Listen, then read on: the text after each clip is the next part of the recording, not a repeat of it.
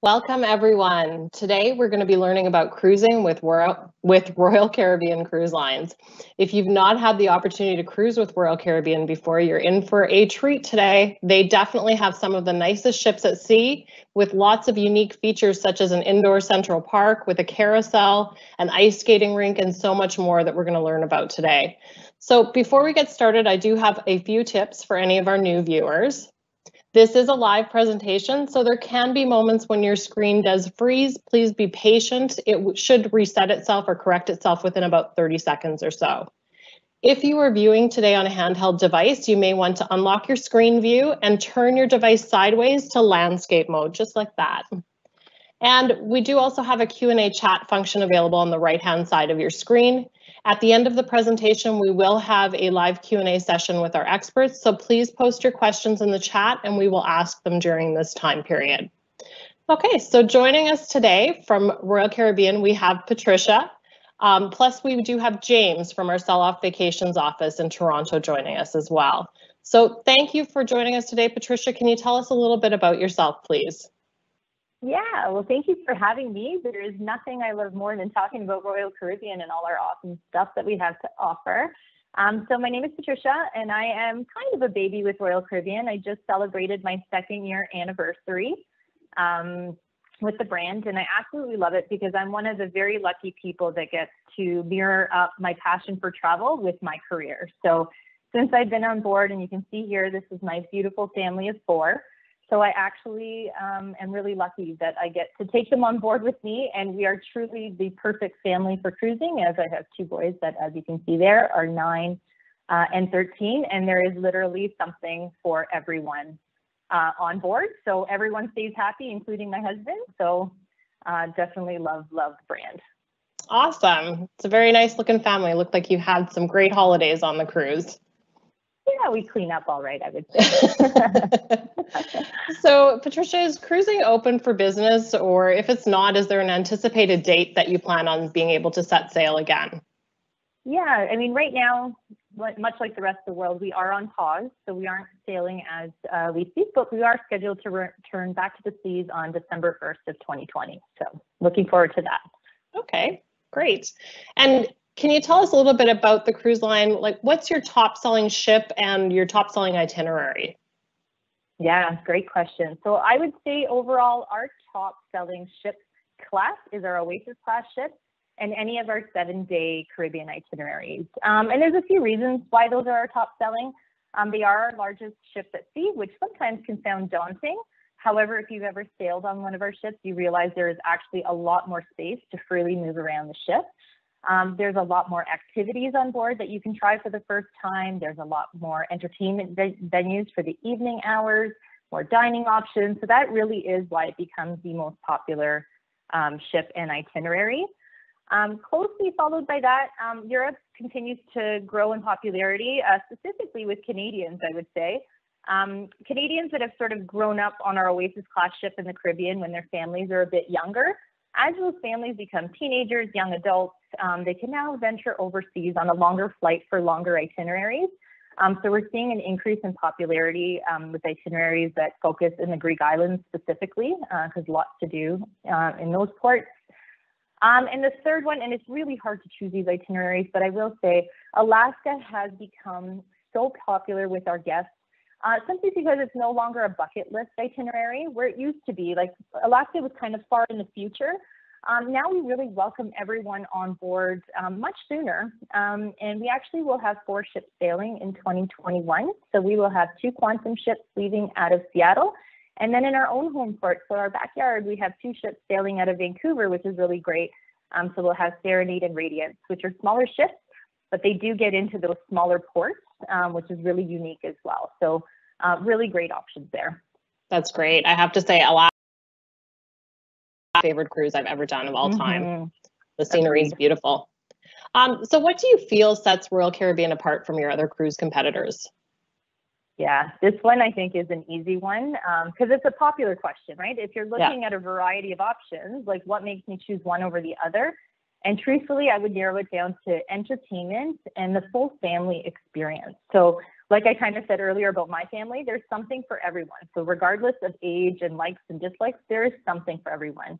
And we really do at Royal pride ourselves on multi-generational travel. So if you think about, grandma and grandpa celebrating their 50th wedding anniversary. So it's a celebratory milestone. They bring their children, they bring their grandchildren, and the group gets really large with lots of age groups. There's literally something for every single person to do while on board. So if we take a look at the entertainment side of things, we have so many different venues. So in the evening hours after you enjoyed your day at port, we have our main theater, which offers a lot of our original productions. But if you're on an Oasis or Quantum class ship, what's really special is you get a true Broadway musical included at no extra charge. So while sailing at sea, you can catch the likes of a Mamma Mia or a Hairspray or We Will Rock You. So lots of really good. So again, if you think about ticket value there and a story to tell when you return, I think that's really great. Yeah. My personal favorite venue, I would say, and I always try to stress this, and you have to see it to believe it, but it's our aqua theater in the back of the ship. So, as you're setting sail and the sun is setting, it's so picturesque. There's actually an aqua theater that you can see. And it has the likes of tightrope walkers, it has high divers, it has dancers, like very, very lively, all open to above. So really, really cool story. And then, for the families on our Royal Promenade, so sort of down the center of the ship, every evening we'll have something fun happening. So think things like a parade or a live dance party. So our 70s theme is always a really fun night. And, and then as the kiddies kind of move over to sleep, there's a lot of evening stuff going on. So there's casinos, there is, comedy clubs, Latin dancing bars. So there's no shortage. So again, something for everyone. Okay. And so I saw lots of activities have been going across our screen. So what sort of activities are available on board, and are they included, or are there activities that aren't included that you'd have to pay extra for? Yeah, that's a great question. And I will pride myself on saying that all activities are included. So as a mom, I love knowing that. So I don't have to deny my children an activity. They can actually get to explore all of the different activities. So you see a few of the slides going across, but there's things like Ripcord by iFly. Like imagine skydiving while at sea. That's such a crazy concept, but completely included. There's training ahead of time, so you'll know what to do when you get in there, but obviously a really cool experience.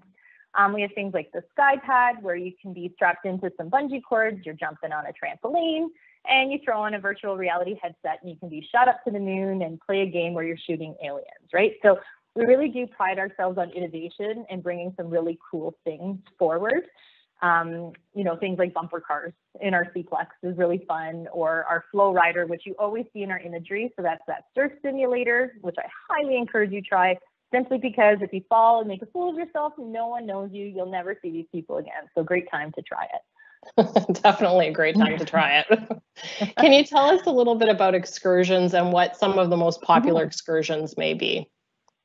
Yeah, excursions it's such a beautiful complement to the cruise experience when you're in port. So very difficult to pinpoint the most popular ones because there are so many depending on your taste and likes. There's things from active adventures to culture and sightseeing. But when you're in the Caribbean, regardless of port, I would say snorkeling is definitely the number one. There's just something magical being able to get out and to see that coral reef and the colorful fish. So that always tends to be really popular. And then to the likes of whale watching in Alaska, right? So you're in Alaska, getting the opportunity to see whale watching and really going out, that again, something you're going to talk about for years to come.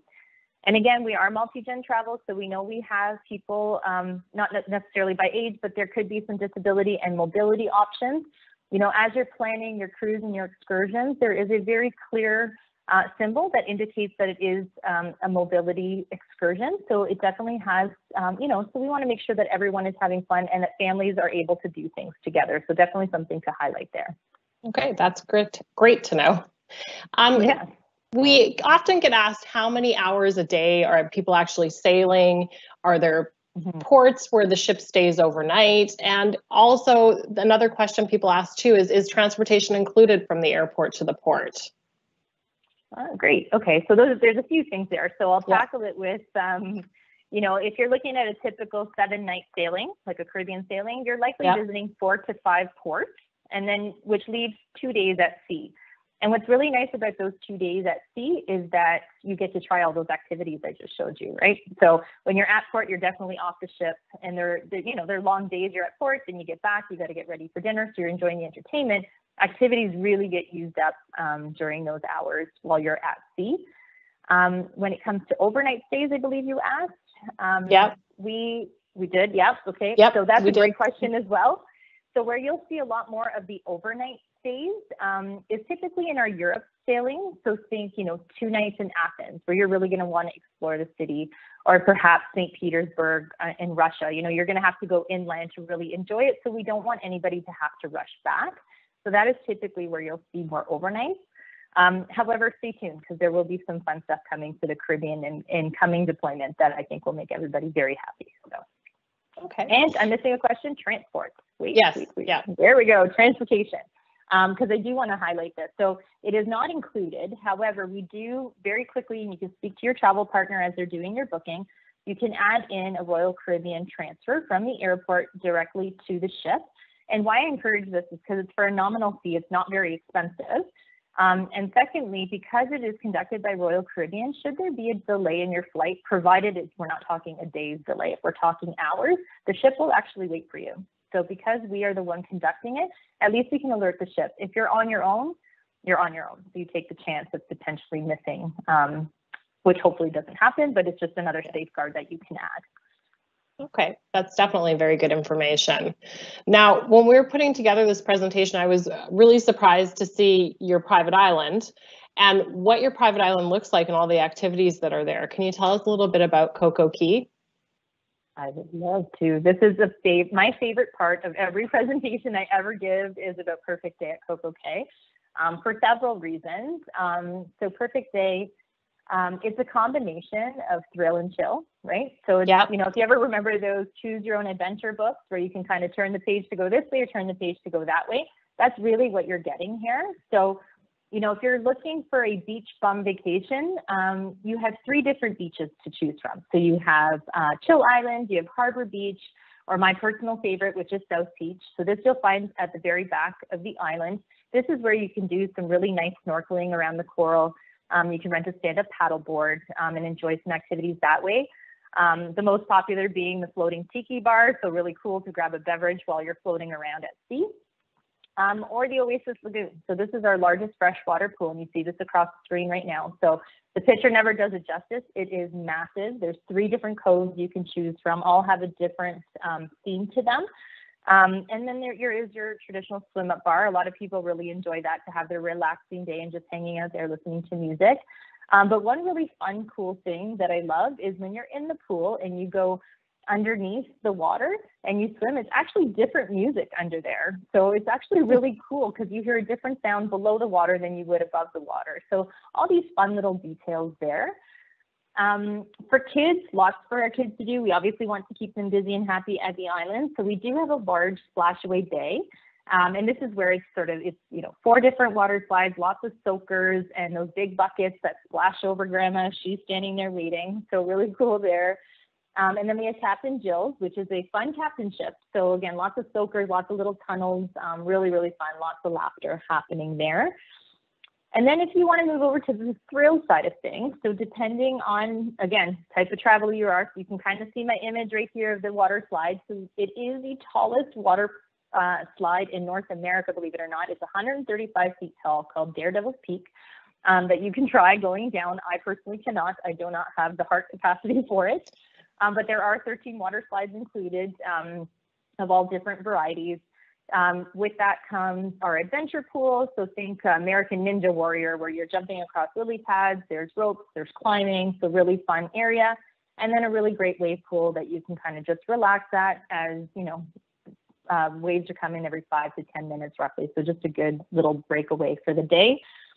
Other options include zip lining. So zip lining is sort of tried and true to Royal Caribbean. We have it at both our private islands. So it's actually 1,600 feet long, and it's a 3-part zip line. So you literally go across the island in its entirety, and very, very cool.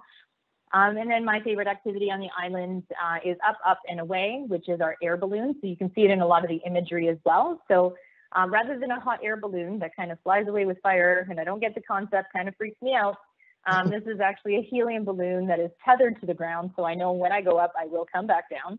And it's actually very serene. So as you go up, it's so quiet, and then you get to actually have a 360-degree view of the Caribbean waters. And what's really cool is because you're up there for some time, you know, you never really see the Caribbean waters other than when you're landing in the airplane, you get to kind of catch it out your window. You actually get to just relax up there and take a really, really pretty look. So I would highly recommend that as an activity. And then last but not least is food, because food is so important to all of us. So we will make sure you're well fed while on the island. So there's two different larger restaurants to choose from. So there's Skipper's Grill and Chill Grill, where you can find your burgers, your sandwiches, your tacos. There's some barbecue things such as jerk chicken, which is really popular. And then in addition to that, there's 3 other snack shacks set up around the island, which is crazy when you think about it, because you have so much food already, but these snack shacks have so much more than snacks. They actually have things like chicken burgers and salads and fruits, and my personal favorite of funnel cakes and chocolate and all that good stuff. So it truly is as cheesy as this may sound, it really is a perfect day. It really is such an enjoyable day. You're there for roughly up to 12 hours. There's no transfers anywhere. You really just get to fully enjoy the island in its entirety. Which really calls for high client satisfaction. So definitely, if you're looking at itineraries for 7-day Caribbean, I would highly encourage you to choose one with perfect day at it. Okay, great. And I realized that I had forgotten to ask you earlier about the food and beverage on board the ship. What is the food and beverage like? Yeah. Do I have to get dressed up for dinner every night? That's a great question, actually. So yes, food. So for those of you that have cruised, you're probably familiar with all the food options that you have. For those of you that haven't, you will never go hungry on our ship. So included with your package, we do have, the 2 main areas I would say are the Windjammer Buffet. So that's typically where you're going to grab your breakfast and your lunch. And then we have the main dining room, which most guests use for dinner time, but also available for breakfast and lunch, which many people don't realize. And the main dining room has a wonderful selection. The menu changes every evening. You can get things such as steak and lobster with your meal. So really great experience. And to touch on before I move into specialty dining with the dress code. So, we did change, we've updated from the previous formal night to wear your best. So formal night, I think, freaks people out a little bit because you picture people in tuxedos and ballroom gowns. And although that clientele still exists, there are those that still really want to dress up. We want to make sure everybody is just really relaxed and enjoying the evening. So my husband wore a pair of slacks and a button-down shirt, as did my boys. I wore a summer dress. So really, it's just stepping it up a notch from your beach wear. Okay, that's great. And I did want to touch a little bit on our specialty dining, if that's okay. Yeah, absolutely. Awesome. So in addition, so again, if you were to just use the main dining and the Windjammer Buffet, you have more than enough food. But there are the options to upgrade a little bit and do some of our specialty dining restaurants. So you can go anywhere from a steakhouse that we offer, which is called Chop, to Izumi, which is hibachi and a sushi bar. But I always encourage guests, if there is a restaurant called Wonderland on board, I would highly encourage you try it. Because it is such a cool and unique experience, and it is modeled after Alice in Wonderland. So you actually go down the rabbit hole, and your host is the Mad Hatter. So very cool, very interactive, very theatrical.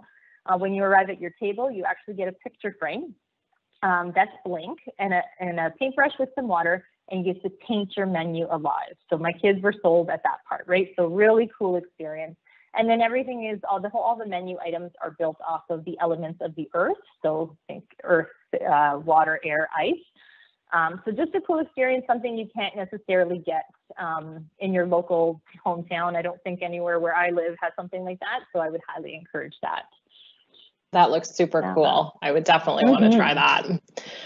One of the common hesitations that we tend to get from our customers who've not yet cruised is that they may be prone to seasickness. Is there something that you can suggest that would set their mind at ease, or anything that suggestion when booking a certain area on the ship that would make them less prone to seasickness?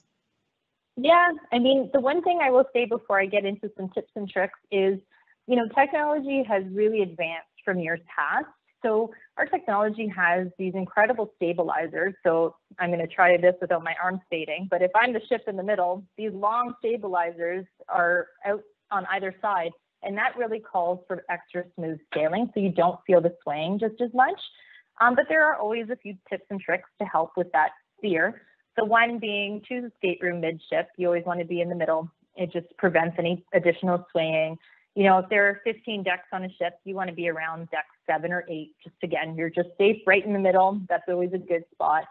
And you know, as logical as this may sound when I say it, it's also something to keep in mind. You definitely want to choose the right time of year to travel. So you want to avoid hurricane season, right? So, you know, January to May are high season months where you're definitely going to have smooth sailing in Caribbean waters.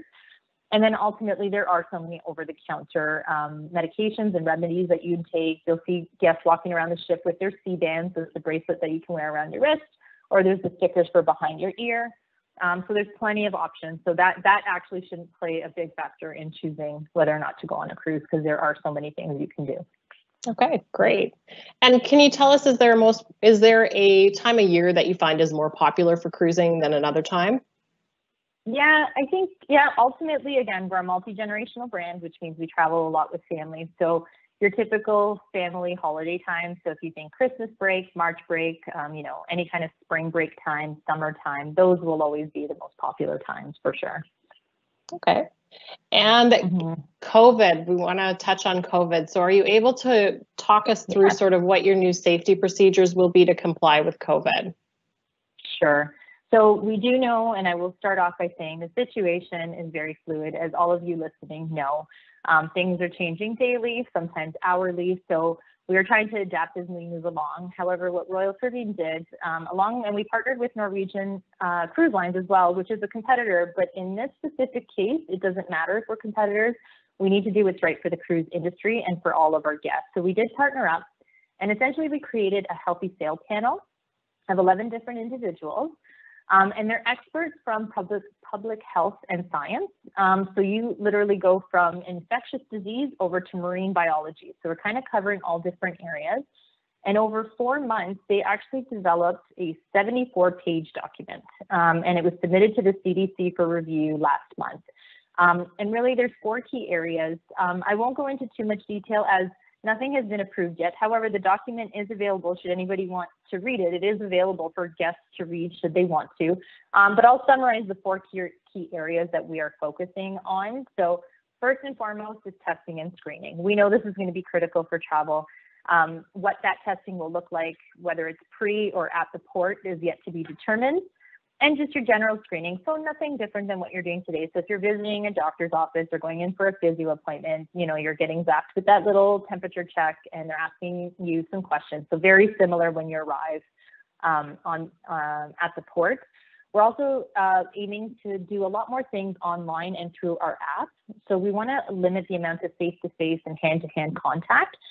So our Royal Caribbean app continues to improve itself. So there's everything you need to do prior to the port you can actually do on the app, including the muster drill, believe it or not, really just to eliminate that hand-to-hand checkpoint.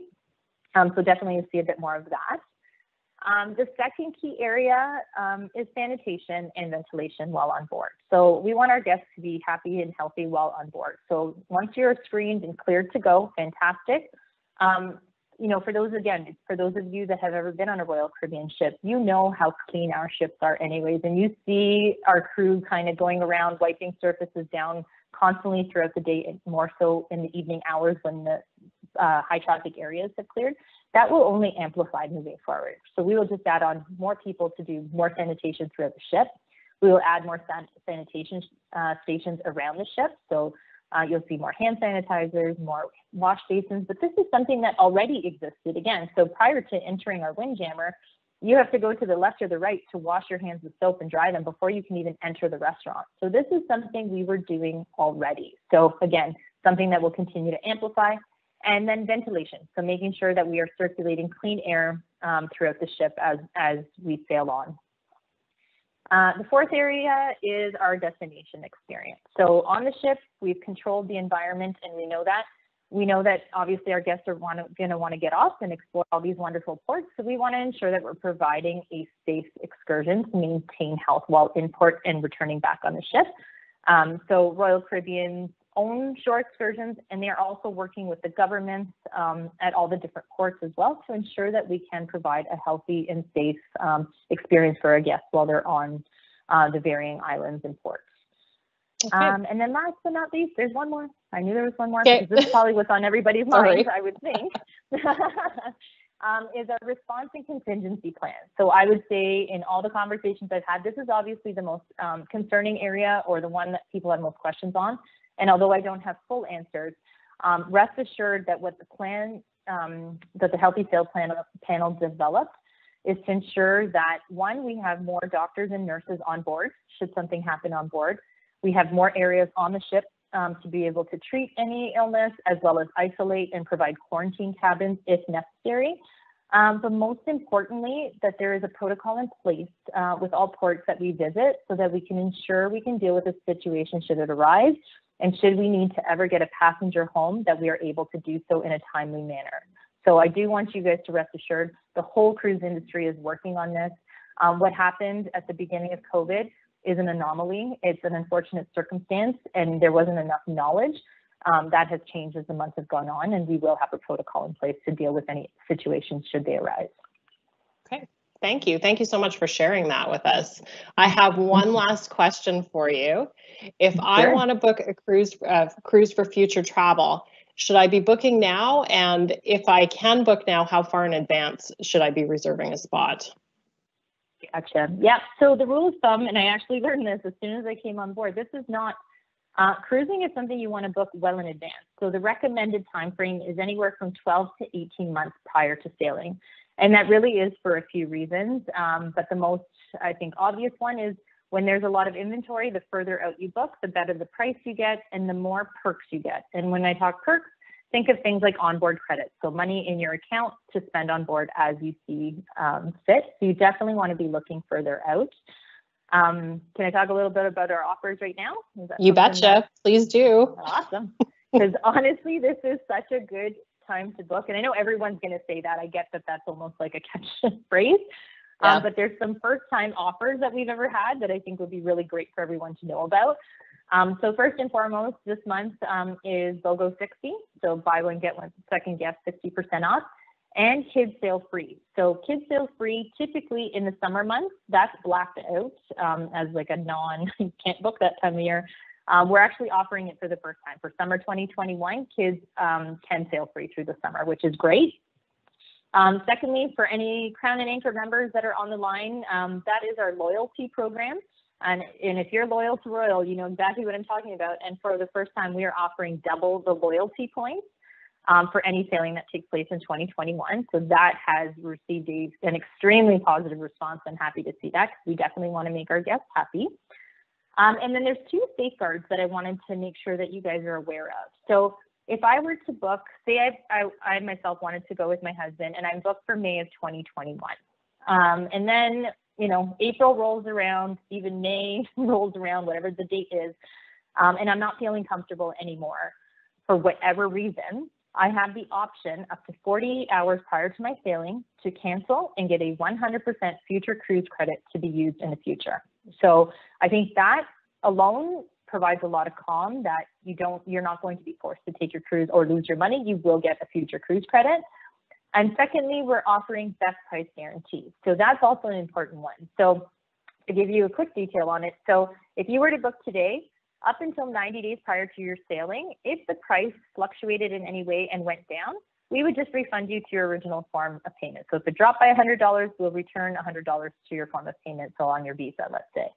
Now, within the 90 days prior to your sailing, should the price significantly drop, or whatever the drop may be, what we're actually doing for the first time is, so if it drops by $200, for example, that $200 will get converted into an onboard credit for you to spend as you see fit. So I think that's really great. Up to 48 hours prior to sailing, you can get whatever the price difference may be. So something really new, because we really want to make sure our guests are happy. We know there's hesitations out there, and rightfully so. None of us have experienced this before, but at Royal, we're really trying to pride ourselves on taking care of the guests right up until, you know, their sail date, making sure they're confident in booking with us because we got your back. So definitely a few things to highlight there. Okay, that's great. Those are some great deals that you have out there, Patricia. Mm-hmm. Thanks so much for joining us. I'm going to have you back in a few minutes when we have Pam up for our Q&A session. But next up, we have James, and James wants to share his memories of his Royal Caribbean cruise with us. James? All right, thank you, Sherry. Hello, everyone. So my name is James Foster, and I'm the branch manager for the Toronto Yonge Street store. I've been with the company for over 3 years now, and I've been in the travel industry for just about 6 years. And I'm here today to talk to you about my personal cruise that I was on with Royal Caribbean on the Oasis of the Seas. Now, this was my very first cruise ship that I went on, but my wife, when we went on, she was a bit of an avid cruiser. So she's been on many and kind of knows everything to know about cruising. So she loves this way of cruising because she gets to see many different destinations. But for me, I was kind of hesitant because I always thought cruising is just really just one giant hotel floating on the middle of the ocean. You're not really going to see much in the destinations when you get there. There's never going to be enough seats for us, and then we're going to have to wait in large crowds. So with that in mind, I was kind of hesitant, but what was also really not helping me out was with the Oasis of the Seas. It's currently the 3rd largest, and at the time when I sailed, I believe it was the 2nd largest cruise ship. So this cruise holds over 5,400 passengers. So I really thought this was going to be a jam-packed cruise, and I wasn't going to have the best time.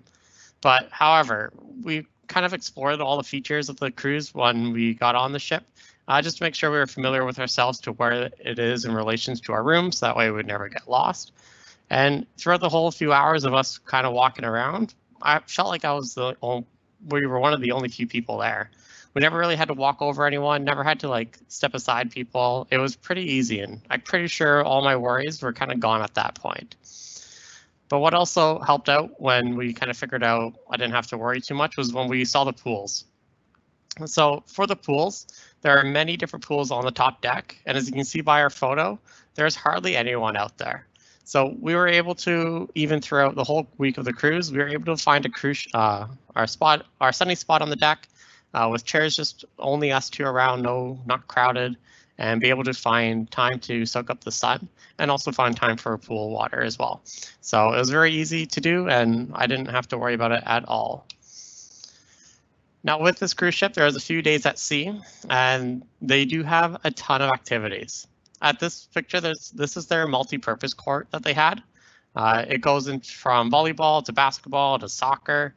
So I had a few fun times playing volleyball there with a whole bunch of other people that we had just all met at the same time. And they also, on the cruise ship, also have mini putt. My wife and I are big mini putt goers, so having a free mini putt course on the ship was a lot of fun. They did have, which was really interesting, was the flow rider. So flow rider's on the top deck, so it almost feels like you're surfing at the back of the cruise. But myself and my balance on a board in the water is not the greatest, so I actually decided not to go on this. But we did stick around and just watch the other passengers go on it.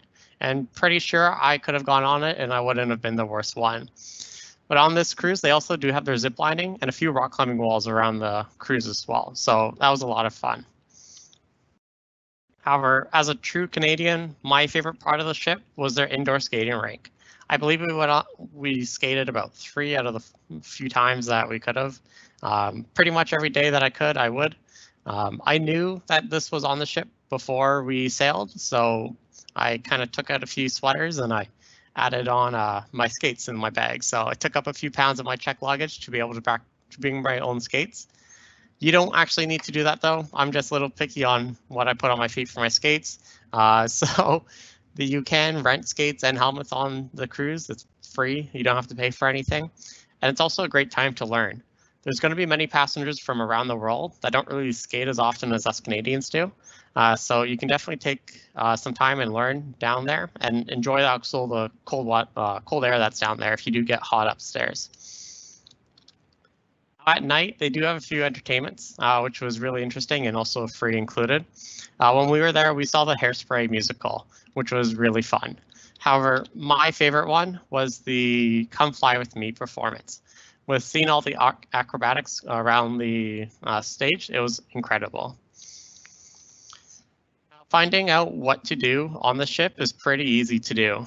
They do have information booths around around the whole cruise ship, so you don't have to worry about what to do next or what's going on.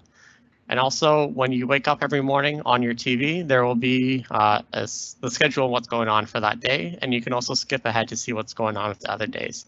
So if there is something that you really want to see or do, you can definitely make a plan for it, as you'll know what's coming up. Now, I did say I didn't really have to wait too much around the place. I didn't have to go wait for our restaurants. We were always able to walk in, wash our hands, and go to our table. But their elevator bar was kind of one of the only places that I had to wait in line for. That being said, the reason being is you actually have to wait for the elevator to be at your floor to be able to get on the bar. So with that said, this was one of the only times, but it was definitely worth the wait to be able to see the people walk around on the decks, and you enjoy your drinks at the bar there. For food, for lunches, we went to this restaurant every single day that we could. It's their build your own pizza, or they also have pre-made pizzas that you can go pick up. So I'm pretty sure we went here all 7 days that we could. It was the best kind of pizza that we had on a cruise ship before, and we really enjoyed ourselves there. Now, for this cruise, it was a Western Caribbean cruise, which meant that we stopped in Jamaica, Haiti, and Cozumel. So for the first stop of the cruise, it was in Haiti. We were able to take a nice and relaxing day there and kind of just watch people zip line across the ocean that they have there. We chose to relax there instead of doing some of the activities just because it was such a beautiful day in the clear waters. So we just people watched while we watched people zip line. There is a time where there's small shops around that you could do and different little activities that you could do around the island as well. But given this beautiful scenery, we just sat on the beach and relaxed. For the second stop, we are in Jamaica. Now, this was my first time in Jamaica, so I wanted to make the most out of it. So on the tour that we chose through Royal Caribbean, it was the plantation, Dunn's River Falls, a private beach area, and a private lunch, and then head back to the ship. So for the first part, we went to the plantation tour, where we learned how pineapples grew along with other fruits. They did make it very exciting, the tour guides there, as they're climbing trees to pick the fruit and also talking to us. So it was almost like a snack and show with the tour guides, which made it a lot more interesting.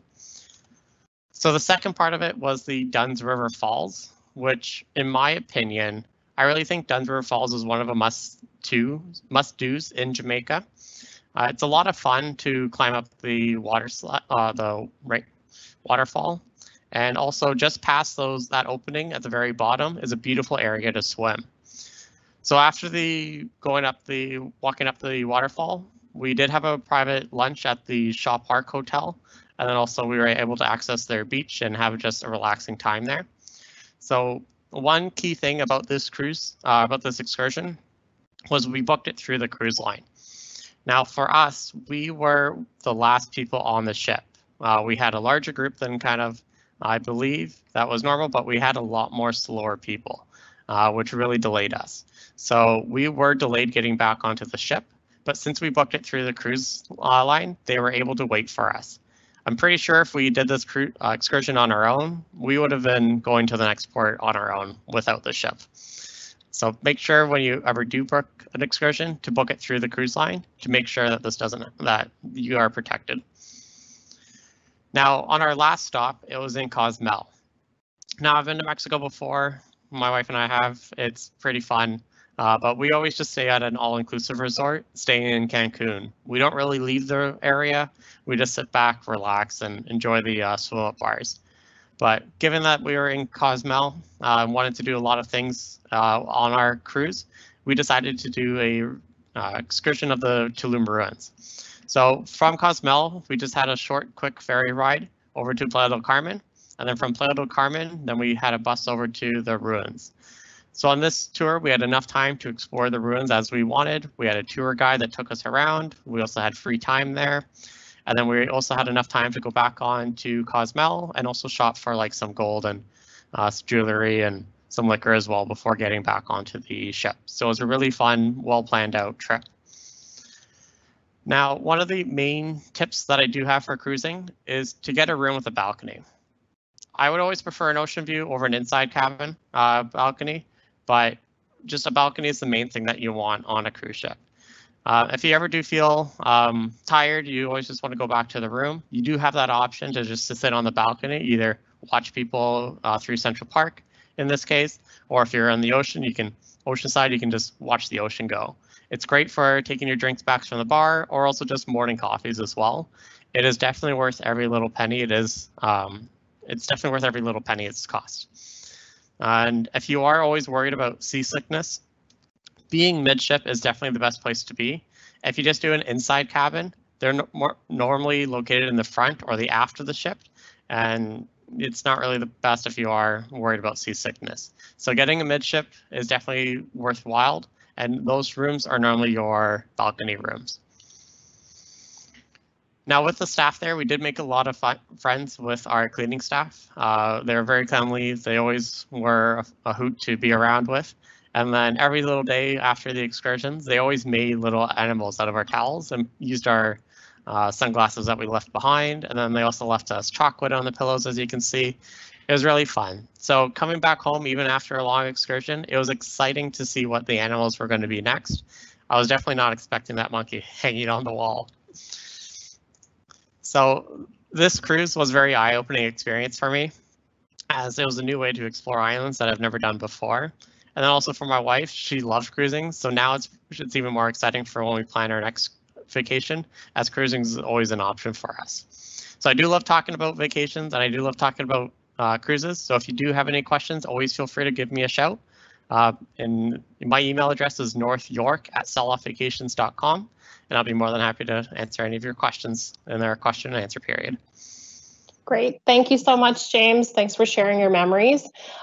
Shannon is off today, but Pam, I believe you're going to be helping us out with the Q&A today, right? Yes, I am. Thank you, Sherry. And Great. Thank you, Patricia and James. What a great presentation. We've had some super questions for you. And I know it sure makes me want to get on a cruise. So I think if it's all right, I'll just jump right in, Patricia, with some questions for you. One of the first ones that came up was, how young can a child be to go to Kids Club? So, great question. So, from 0 to 36 months, well, not 0, I guess 6 to 36 months, I should say, there is an area for parents to interact with the child. So it's still part of the Kids Club, but mom and dad must stay. Once they are 3 and potty trained, off they go. So we have mom and dad can sign them up on embarkation day, and off they go, and they will be sorted according to their age groups. And we keep those age groups pretty tight so that we can do age appropriate programming for them. Oh, excellent. And the next one, they want to know if the ports of call are open in the Caribbean, and which ones that you would recommend. Yeah, I mean, right now, hard to tell, right? We're sort of, I feel like the whole world is on pause, so we don't have confirmation on which ports have opened as of yet for cruising and which ones haven't. However, I do suspect those details will be coming out in the coming weeks. So I would highly encourage all the agents that sell off vacations will be well aware of all this information. So as we progress through, absolutely reach out to them. They'll be equipped with those details. Okay, excellent. And is there an extra charge for that balloon? Yes, there is actually. And it runs about $30 a person. And I kid you not, it is well worth every penny. It is such a cool experience. Oh, wow. What's a great price, too. Are there adult-only areas on your ships?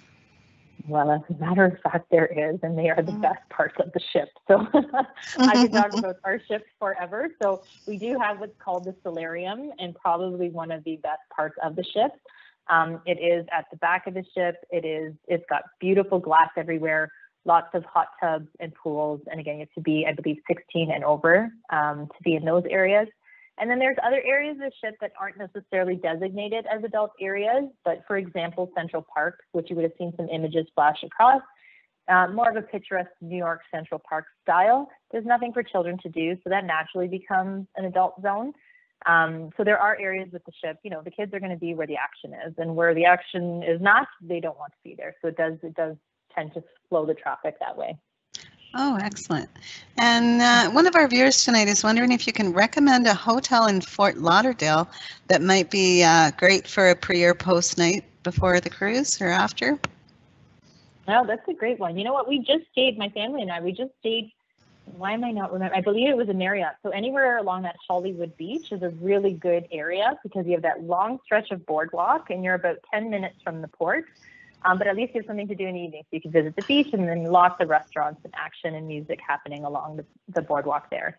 Oh, excellent. And last question for you tonight, Patricia. Is there alcohol included on the cruise? Oh, I'm glad you asked that question, actually. So whoever asked that question, thank you. So I want to make sure I'm really clear on this one. So when you're choosing a cruise vacation, you're choosing it really for the destinations you're visiting, the activities and the entertainment on board. You're not really choosing it for the beverages. And I will tell you why, and just because I really do like to explain this part of it.